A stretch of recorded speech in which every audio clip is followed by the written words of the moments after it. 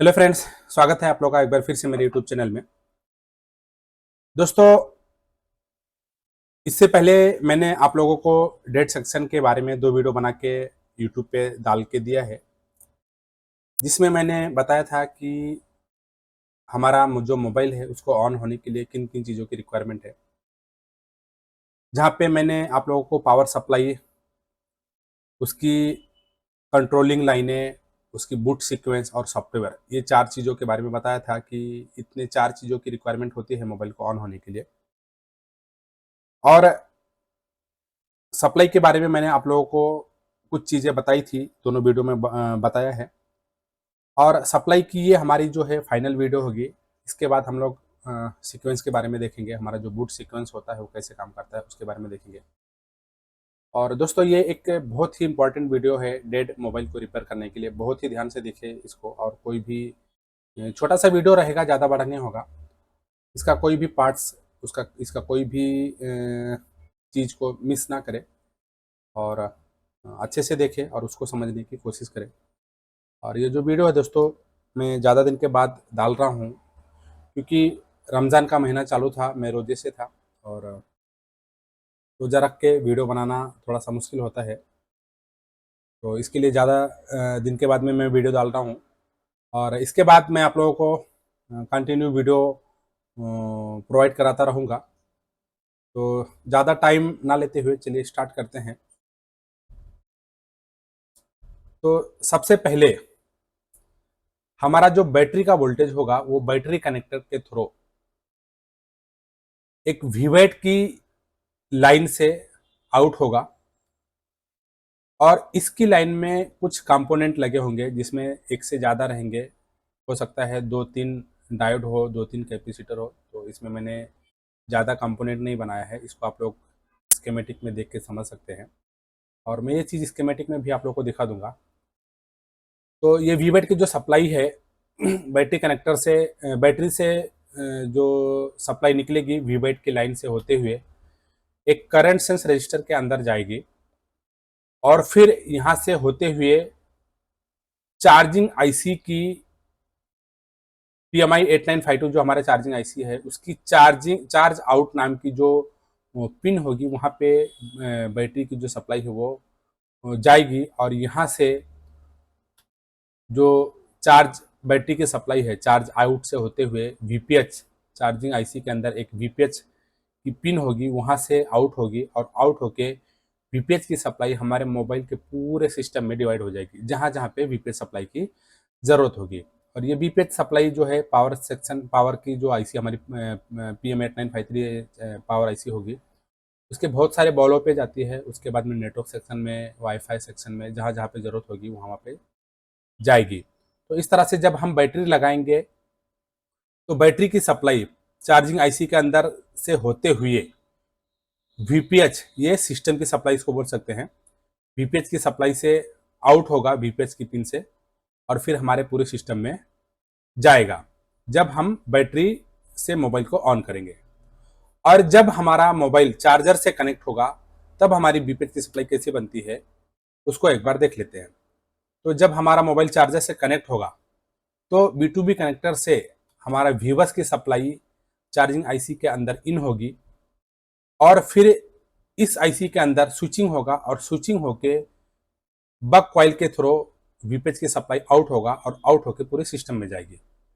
और दोस्तों, यहाँ पे आप लोग देख सकते हैं कि जो हमारी स्विचिंग की सप्लाई है, चार्जिंग आईसी जो स्विचिंग कर रही है, वो स्विचिंग करके यहाँ से सप्लाई कॉइल के थ्रू आउट होके पूरे सिस्टम पे तो डाल रहा है, पूरे सिस्टम पे भेज रहा है, लेकिन यहीं से एक लाइन जब हमारा मोबाइल चार्जर से कनेक्ट होगा तो यहाँ से VPH की जो सप्लाई है चार्जिंग आईसी के अंदर ही VPH के नाम से इन होगी, और फिर ये सप्लाई चार्ज आउट से निकल के करंट सेंस रजिस्टर से होते हुए बैटरी के कनेक्टर पर जाएगी, और फिर हमारा बैटरी को चार्ज करेगी। और जब हम लोग मोबाइल को बैटरी से ऑन करेंगे तो बैटरी की जो सप्लाई होगी यहाँ से इन होगी, और करंट सेंस रजिस्टर से होते हुए चार्जिंग आउट की पिन से होते हुए VPH की सप्लाई से फिर यहाँ से सिस्टम की जो वोल्टेज है, वीपीएच की जो वोल्टेज है वो पूरे सिस्टम में डिस्ट्रीब्यूट हो जाएगी। तो इस तरह से जो हमारा सप्लाई है, पावर सप्लाई, वो काम करता है। उसके बाद जब ये हमारा चार्जिंग आईसी पूरी तरह से अपना काम कंप्लीट कर लेगा, हर एक आईसी की फंक्शन होती है, एक फंक्शन होती है, और वो आईसी जब अपना पूरा फंक्शन कंप्लीट कर लेता है तो वो एक सिग्नल, जो पावर आईसी है वो एक सिग्नल भेजता है। तो ये चार्जिंग आईसी एक सिग्नल भेजेगा और वो सिग्नल जाएगा पावर आईसी के अंदर, और ये सिग्नल निकलेगा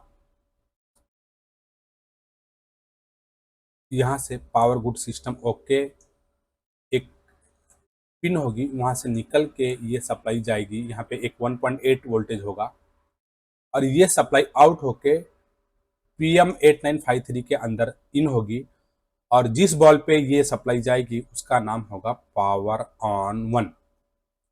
दोस्तों हमारा चार्जिंग आईसी ओके है या नहीं, मैंने आपको जो शॉर्टकट के लिए बताया था, अब वो शॉर्टकट की बारे में मैं आप लोगों को बता रहा हूँ। तो जब हमारा चार्जिंग आईसी पूरी तरह से ओके होगा तो ये चार्जिंग आईसी से एक 1.8 का वोल्टेज निकलेगा और फिर पावर आईसी के अंदर जाएगा, और यहाँ पे हो सकता है कुछ टीपी वगैरह आपको देखने को मिलेगा, या कोई कंपोनेंट लगा होगा पैरेलल में या सीरीज में हो सकता है। हाँ, मान लिया कि यहाँ पे कैपेसिटर लगा है या टीपी लगा है, सॉरी ये ऐसा कैपेसिटर लगा है, तो यहाँ पे आप लोग इस जगह पे आप लोग 1.8 वोल्टेज चेक कर सकते हैं। और अगर कंपोनेंट नहीं लगा होगा तो टीपी होगा, तो टीपी पे आप लोग यहाँ पे 1.8 वोल्टेज चेक कर सकते हैं। जब यहाँ इस टीपी पे 1.8 वोल्टेज मिल जाएगा तब आप लोग 100% श्योर हो जाएंगे कि जो हमारा PMI 8952 है वो ओके है, उसको कुछ भी इस आईसी को छेड़ने की जरूरत नहीं है। अब इसके आगे की जो हमारी चेकिंग होगी वो पावर आईसी को होगी। अब जब ये पावर आईसी पूरी तरह से काम कर लेगा तो ये जो चार्जिंग पावर आईसी है यहाँ से वीपीएच आउट करके पावर आईसी को देगा, और ये पावर गुड सिस्टम ओके की जो ट्रिगर है वो भी पावर आईसी के अंदर जाएगा। ये वीपीएच पावर आईसी के भी अंदर जाएगा, और बहुत सारे जो अंदर मोबाइल के अंदर जहां जहां पे वीपीएच की रिक्वायरमेंट है वहां वहां पे भी ये जो वीपीएच की सप्लाई है वो जाएगी। और ये पावर गुड सिस्टम ओके की जो ट्रिगर है वो पावर आईसी को जब मिलेगा और वीपीएच जब मिलेगा उसके बाद हमारा जो पावर आईसी है वो सेकेंडरी सप्लाई बनाना स्टार्ट कर देगा, और सेकेंडरी सप्लाई बना के ये पावर आईसी क्रिस्टल को देगी, सीपीयू को देगी वोल्टेजेस। ये मान लिया हमारा सीपीयू है, तो ये जो पावर आईसी है सीपीयू को वोल्टेजेस आउट करके देगी, और ये एक मैंने क्रिस्टल बना लिया, तो यहीं से हो सकता है क्रिस्टल को भी मिल जाए सप्लाई। जब ये पावर आईसी अपना सेकेंडरी सप्लाई पूरी तरह से आउट कर देगी, पूरी मोबाइल को ऑन होने के लिए जिन जिन वोल्टेजेस की रिक्वायरमेंट है वो पूरा वोल्टेजेस जब ये पावर आईसी आउट कर देगा। दोस्तों पावर आईसी से बहुत सारे वोल्टेजेस आउट हो रहे हैं, लेकिन वो हर वोल्टेजेस मोबाइल को ऑन होने के लिए जवाबदार नहीं रहते। मोबाइल ऑन होने के लिए उसमें कुछ वोल्टेजेस नेटवर्क के लिए रहते हैं, कैमरा के लिए रहते हैं, वाईफाई के लिए रहते हैं, ब्लूटूथ के लिए रहते हैं। तो हमारा अगर कैमरा, वाईफाई, ब्लूटूथ, नेटवर्क अगर इसमें प्रॉब्लम है तो मोबाइल हमारा ऑन हो जाएगा, बस वो सेक्शन काम नहीं करेगा, लेकिन मोबाइल जो है हमारा वो ऑन हो जाएगा। तो मोबाइल को ऑन होने के लिए जो जो वोल्टेजेस की रिक्वायरमेंट है उस वोल्टेजेस को जब पावर आईसी आउट कर देगा तो पावर आईसी भी एक सिग्नल भेजेगा, और वो सिग्नल पावर आईसी भेजेगा सीपीयू को। वो सिग्नल होगा पावर ऑन रीसेट यहां से, और यहाँ पे भी कुछ टीपी हो सकती है या कोई कंपोनेंट हो सकता है। और दोस्तों यहाँ पे भी आप लोग 1.8 वोल्टेज अगर चेक करेंगे, अगर यहाँ पे 1.8 स्टेबल वोल्टेज मिल गया तो 110% आपका पावर आईसी मोबाइल को ऑन करने के लिए वोल्टेजेस आउट कर रहा है। अब पावर आईसी को आपको छेड़ने की जरूरत नहीं है। यहाँ पे अगर 1.8 स्टेबल वोल्टेज मिल गया तो आपका पावर आईसी ओके है, ऐसा आप लोग 100% समझ सकते हैं। और जब ये power IC power on reset का सिग्नल सीपीयू को भेज देगा, उसके बाद फिर सीपीयू चेक करेगा। सीपीयू अपनी जितनी आईसियां हैं मोबाइल को ऑन होने के लिए जिन जिन चीज़ों की रिक्वायरमेंट है, वो वोल्टेजेस जब सीपीयू को मिल जाएगा, उसकी कंट्रोलिंग की जो फ्रीक्वेंसी वगैरह है, जब इस सीपीयू को मिल जाएगी और सीपीयू पूरी तरह से जब चेक कर लेगा कि हाँ इसकी सीपीयू की जो रिक्वायरमेंट है और उसको फ्रीक्वेंसी वगैरह जब सीपीयू को मिल जाएगा आरटीसी क्रिस्टल के थ्रू, तो सीपीयू एक सिग्नल भेजेगा और वो सिग्नल जाएगा पावर आईसी और चार्जिंग आईसी दोनों को, और उस सिग्नल का नाम होगा पीएस होल्ड। यहां से सीपीयू से आउट होगा और चार्जिंग पावर आईसी और चार्जिंग आईसी दोनों के अंदर जाएगा। और जब ये दोनों सिग्नल इस आईसी को, पावर आईसी और चार्जिंग आईसी को मिल जाएंगे, तो ये आईसियां अपनी वोल्टेजेस को होल्ड कर देंगी। उनके अंदर उसके वोल्टेजेस जो आउट कर रही है ये आईसियां दोनों, उसमें एक स्टेबल होगा, उसका उसका वोल्टेज जो है वो फ्लैक्चुएट में नहीं रहेगा। और यहाँ पे भी आप लोग जब पीएस होल्ड का ये सिग्नल ये सीपीयू भेजेगा, तो यहाँ पे भी इस टीपी होगा या कंपोनेंट होगा, कोई रजिस्टर होगा या कैपेसिटर होगा, तो यहाँ पे भी आप लोग एक 1.8 का वोल्टेज चेक कर सकते हैं। अगर ये 1.8 का वोल्टेज आपको यहाँ पे मिल गया तो 100% आपका सीपीयू ओके है। अब आपका मोबाइल जो है वो पोर्ट बना लेगा, आपका जो मोबाइल है वो क्वालकॉम का पोर्ट बना लेगा। अब इसके आगे का जो हमारी चेकिंग होगी वो रैम और ये ईएमएमसी की जो लाइनें हैं उसकी चेकिंग हमें करनी होगी।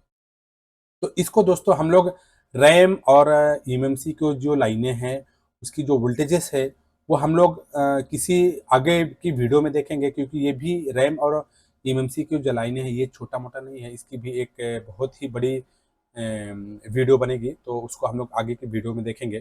तो इस तरह से अगर हमारा जो मोबाइल है वो डेड कंडीशन में आता है तो PMI 8952 से पावर गुड सिस्टम ओके की लाइन पे 1.8 वोल्टेज चेक करेंगे। चार्जिंग आईसी से पावर आईसी से पावर ऑन रीसेट की सिग्नल पे 1.8 वोल्टेज चेक करेंगे। और सीपीयू से पीएस होल्ड की टीपी जो होगी वहां पे 1.8 वोल्टेज चेक करेंगे। अगर यहाँ पे 1.8 वोल्टेज आ गया तो हमारा चार्जिंग आईसी ओके। अगर 1.8 वोल्टेज नहीं आया तो सबसे पहले हमें ये जो आईसी है इसको ओके करना होगा। उसके बाद अगर यहाँ पे 1.8 वोल्टेज आ गया, अब हमें पावर आईसी के जो पावर ऑन रीसेट है वहां पे 1.8 वोल्टेज चेक करना होगा। अगर यहाँ पे 1.8 वोल्टेज आ गया तो हमारा पावर आईसी ओके। अगर 1.8 वोल्टेज नहीं आया तो हमारा पावर आईसी जो है उसको चेक करना होगा। शॉर्टिंग भी हो सकती है मोबाइल के अंदर, तो दोस्तों शॉर्टिंग का जो सेक्शन होगा हाँ उसको हम लोग अलग से देखेंगे। फिलहाल हमारा मोबाइल जब शॉर्ट नहीं होगा उस कंडीशन में हम लोग मोबाइल को कैसे रिपेयर करेंगे, उसको कैसे चेक करेंगे, उसको हम लोग इस वीडियो में समझने की कोशिश कर रहे हैं। अब यहाँ पे जब पावर ऑन रीसेट का 1.8 वोल्टेज मिल गया, उसके बाद फिर सीपीयू से वन पीएस होल्ड की जो एक टेस्ट पॉइंट होगी या उसके लाइन में जो कोई कंपोनेंट होगा वहाँ पे 1.8 वोल्टेज हमें चेक करना होगा। अगर हमें पावर आईसी से 1.8 वोल्टेज मिल गया और पीएस होल्ड पे हमें 1.8 वोल्टेज नहीं मिल रहा है तो हमें कुछ भी करने की जरूरत नहीं है, पहले सीपीयू को हमें सही करना होगा। सीपीयू की जो वोल्टेज है सही सेकेंडरी सप्लाई बनाने के लिए पावर आईसी से जो सेकेंडरी सप्लाई आउट हो रही है मोबाइल को ऑन होने के लिए सीपीयू को जिन जिन वोल्टेजेस की रिक्वायरमेंट है वो वोल्टेजेस अगर सीपीयू को नहीं मिलेगा तो सीपीयू पीएस होल्ड का सिग्नल नहीं भेजेगा। और सीपीयू को किन किन वोल्टेजेस की रिक्वायरमेंट है वो चीज़ें हम लोग बूट सीक्वेंस में देखेंगे। तो फिलहाल शॉर्टकट तरीके से हम लोग इस तरह से मोबाइल की जो चेकिंग है वो कर सकते हैं। तो इसी चीज़ को मैं आप लोगों को एक बार स्कीमेटिक में भी दिखा देता हूँ। ये मैंने MI Note 4 का जो स्कीमेटिक है उसको लिया है।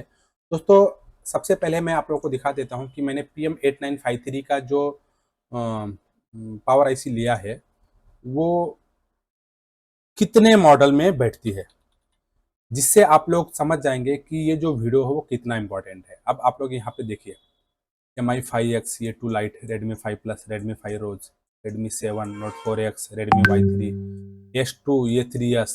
तो यहाँ पे आप लोग देख रहे हैं इतने सारे, मेरे ख्याल से एक 60 से 70 मॉडल है जिसके अंदर PM8953 पावर आईसी बैठती है।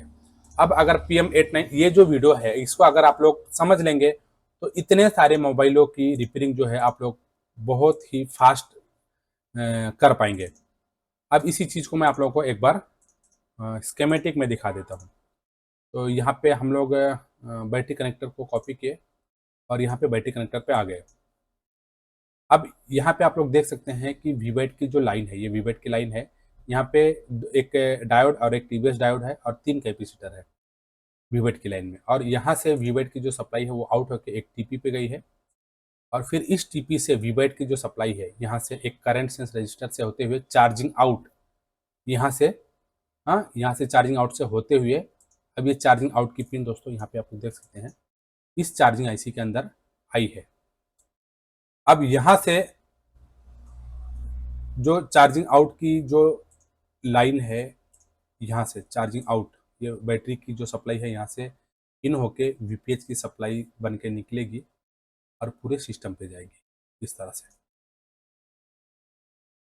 अब जब इस आईसी की पूरी रिक्वायरमेंट कंप्लीट हो जाएगी, ये पूरी तरह से ये आईसी पूरा काम कर लेगी, उसके बाद ये चार्जिंग आईसी एक पावर गुड सिस्टम ओके यहाँ पे आप लोग देख सकते हैं, हाँ, यहाँ से एक सिग्नल आउट करेगा और यहाँ से 1.8 वोल्टेज निकलेगा और ये जाएगा system okay PMI 8952 power on 1 नाम से PM 8953 के अंदर। अब उसके बाद में ये जो पावर आईसी है हमारी, ये सेकेंडरी सप्लाई बनाना स्टार्ट करेगी और जब पूरी सेकेंडरी सप्लाई मोबाइल को ऑन होने के लिए ये आउट कर देगी, उसके बाद ये power IC power on reset, यहाँ पे आप लोग देख सकते हैं पावर ऑन रिसेट का सिग्नल आउट करेगा और इस यहाँ से पावर ऑन रिसेट का जो सिग्नल है यहाँ से भी एक 1.8 वोल्टेज आप लोग यहाँ पे चेक करेंगे। पावर ऑन रिसेट यहाँ पे एक कैपेसिटर यहाँ पे देख सकते हैं, इस कैपेसिटर के ये साइड में आप लोग 1.8 वोल्टेज चेक करेंगे तो यहाँ पे आपको 1.8 स्टेबल वोल्टेज मिलना चाहिए। जब यहाँ पे 1.8 वोल्टेज यहाँ पे आपको मिल गया तब आप लोग समझ सकते हैं कि आपका PM8953 ओके है।